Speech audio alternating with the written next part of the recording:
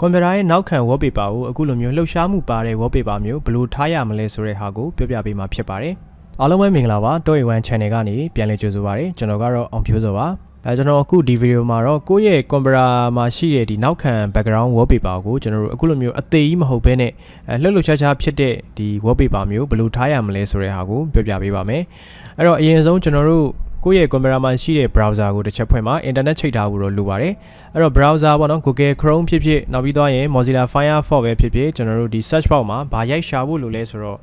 my life wallpaper ဆိုတဲ့ဟာလေးကိုရိုက်ရှာပေးဖို့လိုပါတယ်အဲ့တော့ပြီးတော့ရင်တော့ enter ခောက်လိုက်ပေါ့နော်အဲ့တော့အပေါ်ဆုံးမှာကျွန်တော်တို့တွေ့ရပါလိမ့်မယ်mylife.wallpaper.com ဆိုတဲ့ website တွေကိုကျွန်တော်တို့တစ်ချက်နေပြီးတော့ဝင်ပေးပါအဲ့တော့အဲ့မှာကျွန်တော်တို့ကိုကြိုက်နှစ်သက်တဲ့ဟာတွေကိုဒီမှာကျွန်တော်တို့ download လုပ်လို့ရတယ်ပေါ့နော်ဒါတွေကတော့နောက်ခံအဖြစ်ထားလို့ရမယ်ဒါဗီဒီယိုလေးတွေပေါ့နော်ဗီဒီယိုလေးတွေဖြစ်ပါတယ်ဒါလေးတွေလှုပ်ရှားမှုလေးတွေအကုန်လုံးပါတယ်ပေါ့နော်ဆိုတော့အပေါ်မှာလဲကျွန်တော်တို့ကဟို category ရွေးလို့ရတယ်ဒီ live wallpaper တွေကိုဝင်လိုက်ရင် enemy ထားမှာလား game လား fantasy လား nature လားဒီမှာ category လေးတွေခွဲပေးထားတဲ့အတွက်အဲ့ထက်မှာဝင်ပြီးတော့ကိုကြိုက်နှစ်သက်တဲ့ဟာကိုအလွယ်တကူ download လုပ်လို့ရတယ်ပေါ့နော်အဲ့တော့ကျွန်တော်အခုထားပါတော့anime တွေကိုဝင်လိုက်မယ်ဒါတွေပေါ်လာရင် close နဲ့ကျွန်တော်တို့ပိတ်လို့ရပါတယ်နော်အဲ့တော့အဲ့ဒီကကျွန်တော်တစ်ခုရွေးကြည့်မယ်ပေါ့နော်အဲ့တော့ကျွန်တော်ဒီကြောင်ပုံလေးရွေးလိုက်မယ်အဲ့တော့ဒီမှာကျွန်တော်တို့သူ့ရဲ့ပုံစံကဘယ်လိုရှိလဲဆိုတဲ့ဟာကိုဒီမှာ play လုပ်ကြည့်လို့ရပါတယ်ဒီလိုမျိုးလေးလှုပ်နေမှာပေါ့နော်ဒါတော့လှုပ်ရှားမှုတော့တိတ်တော့မပါဘူးဒါပေမဲ့နောက်ကအလင်းရောင်လေးပါလေးတော့ပေါက်လာတဲ့ပုံစံမျိုးရှိတယ်ပေါ့နော်အဲ့တော့ကျွန်တော်တခြားတစ်ခုပြောင်းကြည့်ဦးမယ်software down ဖို့လိုမယ်เนาะအဲ့တော့အရင်ဆုံးကျွန်တော်ဘယ်လိုလုပ်အောင်လဲဆိုတာတစ်ချက်ပြရမယ်ထားပါတော့ကျွန်တော်ဒီမြေခွေးပုံပဲယူလိုက်တော့မယ်သူ့ကိုကြိုက်ပြီဆိုရင် click တစ်ချက်နဲ့ဒီမှာ play လုပ်ကြည့်လို့ရတယ်သူကဒီလိုသွားမယ်ပေါ့ဒါလှုပ်ရှားမှုပါတဲ့ဟာပေါ့နော်အဲ့တော့အဲ့ဒါကိုကျွန်တော်တို့ကဒီဗီဒီယို down ပေးရမယ်ကိုကသုံးမယ်ဆိုရင်လေဒါကိုနောက်ခံပြထားခြင်းနဲ့ဆိုရင် download လုပ်ပေးရပါမယ်အဲ့တော့ download ဆိုတဲ့ခလို့လေးကိုကျွန်တော်နှိပ်ပါနှိပ်ပြီးသွားလို့ရှိရင်ဒီ internet download manager software သွင်းမထားဘူးဆိုလို့ရှိရင်တော့browser ကနေသူက download ဖြစ်သွားလိမ့်မယ်ပေါ့နော်ကျွန်တော်ရဲ့ဆက်မှာတော့ဒါ internet download manager software သွင်းထားတာဖြစ်တဲ့အတွက်သူက browser ကိုလာချိတ်နေတယ်အဲ့တော့ဘယ်ဟာပဲ download ဒီ internet download manager အခုလိုမျိုး box ကလေးပေါ်တယ်ပေါ့နော်အဲ့တော့ကျွန်တော်ဒါကို step download နဲ့ download လုပ်လိုက်ပါမယ်ပြီးရင်သူ့ရဲ့အောက်ဘက်မှာရှိတယ်နော်အဲ့တော့ဘယ်ဗီဒီယိုပဲဖြစ်ဖြစ်ကျွန်တော်တို့ကြိုက်နေတဲ့ဟာကိုတစ်ခုနဲ့ပြီးရင်ဒီဗီဒီယိုလိုချင် download နဲ့ကျွန်တော်တို့ down ပေးရတယ်ပြီးတော့ရင်ဒီမှာ how to add a live wallpaper for your desktop window PC ဆိုတဲ့စာတန်းလေးကိုကျွန်တော်တို့နှိပ်မယ်ပေါ့နော်အဲ့တော့သူ့ကိုနှိပ်မယ်အဲ့မှာ software သွား down ပေးရမယ်အဲ့ဒါလေးနှိပ်လိုက်ရင်တခြားတစ်ဖက်ကိုရောက်သွားလိမ့်မယ်အဲ့မှာကျွန်တော်တို့ဒီမှာ download MLW app ဆိုတဲ့ဟာလေးပေါ့နော်ဒါ my life wallpaper app ဆိုတဲ့ application လေးကို down ရမယ် file size သေးသေးလေးပါပဲဆိုတော့သူ့ကိုလည်းကျွန်တော် download ကိုနှိပ်လိုက်ပါမယ်သူကတော့ raw file နဲ့ရပါလိမ့်မယ်ဒါတော့ကျွန်တော်ရှိပြီးသားမဟုတ်လို့ပေါ့နော်ကျွန်တော် okay နှိပ်လိုက်မယ် step download ပေါ့သူကဘယ်လောက်ရှိလဲဆို 3.72 ဆိုတော့4 MB လောက်ပဲရှိပါတယ်ဆိုတော့ဒါကျွန်တော်အခု internet line သိပ်မကောင်းလို့ပေါ့နော်အဲ့တော့ဒါလေး down ပြီးသွားရင်ကျွန်တော်တို့ဘယ်မှာသွားကြည့်ရမလဲဆိုတော့လေ desktop ဘောက computer ပုံလေးပေါ့ this PC ဆိုတဲ့ပုံလေးကိုကျွန်တော် double click နှိပ်မယ်နှိပ်ပြီးသွားလို့ရှိရင် download ဆိုတဲ့အထဲမှာကျွန်တော် share လို့ရတယ်ပေါ့နော်အဲ့တော့ကျွန်တော် down ထားတဲ့ video တွေကဒီထဲမှာဒါကျွန်တော်နောက်ခံ wallpaper တော့ကြိုက်တဲ့ဟာတွေကို down ထားတာပေါ့နော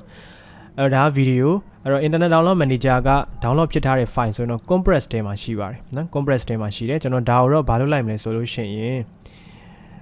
ကျွန်တော် cancel နဲ့ထွက်လိုက်မယ်ဘာလို့လဲဆိုတော့ကျွန်တော် down ထားပြီးသားရှိလို့ဖြစ်ပါတယ်အဲ့တော့ကျွန်တော်တို့ down ထားတဲ့နေရာတွေမှာအခုလိုမျိုး MLW app ဆိုတဲ့ဟာလေး raw file လေးပေါ်နေပါလိမ့်မယ်ဒီစာအုပ်ပုံစံလေးပေါ်ဖို့က WinRAR ဆိုတဲ့ software လေးကိုကျွန်တော်သွင်းထားမှဖြစ်ပါမယ်နော်အဲ့တော့ဒီ raw file လေးကိုကျွန်တော်တို့ဘာလုပ်မလဲဆိုတော့ right click ထောက်ပြီးတော့ extract here နဲ့ပဲဒီမှာဖြီးချပေးပါပြီးတော့ရင်ဘာလုပ်မလဲဆိုတော့ဒီလို app လေးထွက်လာပြီဆိုရင်သူ့ double click နှိပ်ပါကျွန်တော် install လုပ်ပါမယ်နော်အဲ့တော့ next ကိုနှိပ် create a desktop icon ကိုကျွန်တော်အမှန်ကြီးချစ်ထားမယ် next နဲ့ဆက်သွားမယ် install နှိပ်ပါမယ်ပြီးရင် run MLW app ဆိုတဲ့ဟာလေးကိုအမှန်ကြီးဖြုတ်ပြီးတော့ finish ကိုနှိပ်ပေးပါဒါဆိုရင်ကျွန်တော်ဒီမှာ MLW app ဆိုတဲ့ဟာလေးပေါ်လာပြီသူ့ double click နှိပ်ပါ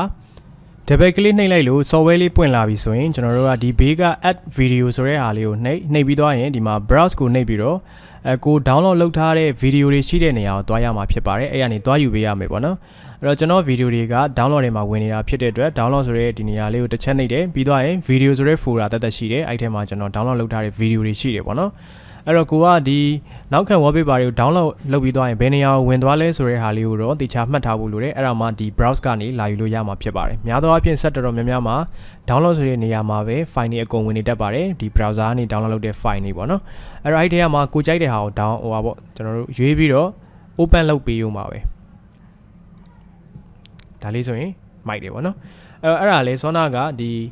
website ထဲရပဲသွား down ထားတာဖြစ်ပါတယ်အဲ့တော့ဒီမှာကြိုက်တဲ့ဟာကို category ကိုနှိပ်ပေါ့နော်နှိပ်ပြီးတော့အဲ့ထဲမှာအများကြီးပဲကျွန်တော် style တွေရှိတယ်ပေါ့နော် movie TV ရဲ့ movie ဆိုလို့ရှိရင်လည်းအဲ့ထဲကတော်တော်များများကျွန်တော် download လုပ်ထားတာတွေရှိတယ်ပေါ့နော်စောနာ Black Adam တို့ဒီလို wallpaper မျိုးတွေပေါ့တခြားတွေလည်းရှိတယ် Spider-Man နဲ့ပတ်သက်တာဟာတွေလည်းရှိတယ်ပေါ့နော်အဲ့ဒါကိုကို down ကျင်တဲ့ဟာရှိရင်ဘာလုပ်ကြမလဲကျွန်တော်တစ်ချက်နှိပ်ပြီးတော့ download ကိုနှိပ်ပြီးတော့ down ရမှာဖြစ်ပါတယ်ကျွန်တော်ရှေ့က down ပြသလိုလေအဲ့တော့အခုကတော့နည်းနည်းကြာနေနော်ကိုတစ်ချက်စမ်းတောင်းကြည့်ပါအဲ့တော့ download နှိပ်ပြီးသွားရင်ကျွန်တော်တို့ဥမာတရားဒါလေးကိုပြီးရင်ပိတ်ထားလို့ရတယ်ဆိုတော့ဒါကိုပြန်ပြီးတော့ကိုကပြောင်းနေတယ်ဆိုရင်အဲ့ MLW app ဆိုတဲ့ဟာလေးကိုပြန်ပြီးတော့နှိပ်ပြီးသွားရင်ဒီ add video မှာ browse ကနေပဲသွားပြီးတော့ကျွန်တော်တို့တခြား video တစ်ခုကိုပြောင်းပေးလိုက်လို့ရတယ်ပေါ့နော်အဲ့တော့ရွေးပြီးတော့ open အောင်နှိပ်ပါပြီးရင်ဒီကောင်ပိတ်ထားလိုက်လို့ရပြီဆိုတော့ဒီလို style မျိုးတွေပေါ့နော်ဒီလိုမျိုးတွေထားလို့ရပါတယ်အဲ့တော့ဒီဗီဒီယိုလေးကမိတ်ဆွေတို့တက်အကျိုးရှိခဲ့မယ်ဆိုလို့ရှိရင်ကျွန်တော်ရဲ့ channel လေးကို subscribe လုပ်ပေးဖို့လည်းတောင်းဆိုချင်ပါတယ်ဗျ